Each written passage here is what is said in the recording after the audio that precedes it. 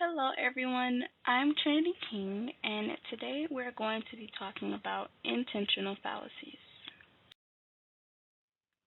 To start off, let's define it. Intentional fallacy is the fallacy of basing an assessment of a work on the author's intention rather than on one's response to the actual work. It was used commonly in 20th century literary criticism. To help me understand it, I like to think of it as intention versus understanding. When reading a text, we often analyze to form our own interpretation of the work, but the concept of intentional fallacy favors what the author themselves meant rather than how we understood it. According to Britannica, the intentional fallacy forces the literary critic to assume the role of cultural historian or that of a psychologist who must define the growth of a particular artist's vision in terms of his mental and physical state at the time of his creative act. A common example would be the Mona Lisa. For years, there have been debates on what it was Da Vinci was trying to capture when painting her. Was it her smile? Or maybe he wanted to portray a secret kept, judging by her facial expression and her posture. Or perhaps he wanted to capture the intentions of a woman's soul.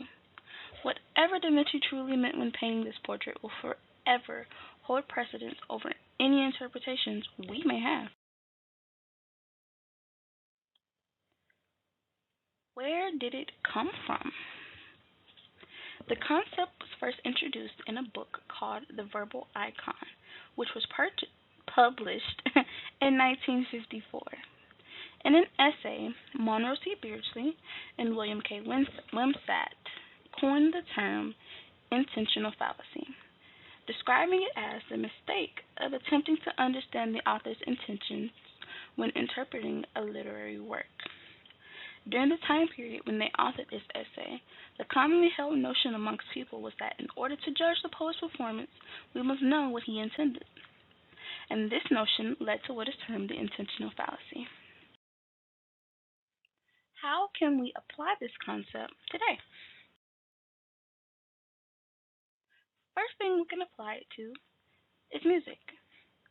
When writing songs, many lyricists use analogies and metaphors to convey an alternative meaning. And in today's society, it is easier than ever to find out what they really mean. There are many sources to help you find this information, but a notably popular one would be Genius Verified.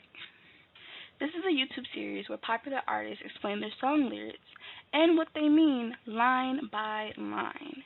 It often includes personal anecdotes and stories of the writing process itself. Next, we have literature. As I mentioned before, we live in a society where we have information constantly at our fingertips.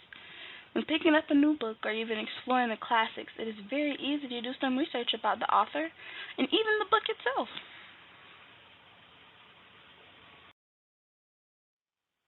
Finally, we have art. Modern artists paint with a message which they tend to display to the public, whether it be through social media or a website online. Many artists give us the information we need to understand their art. You just have to look for it.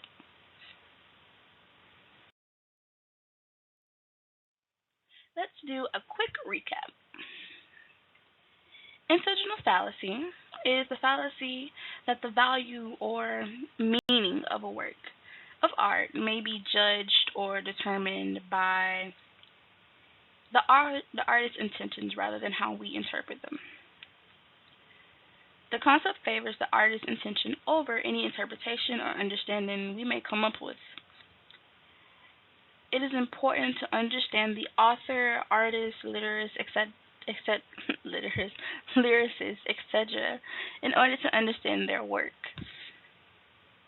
And finally, there are endless applications of this concept in our everyday lives, whether it be music, literature, or art.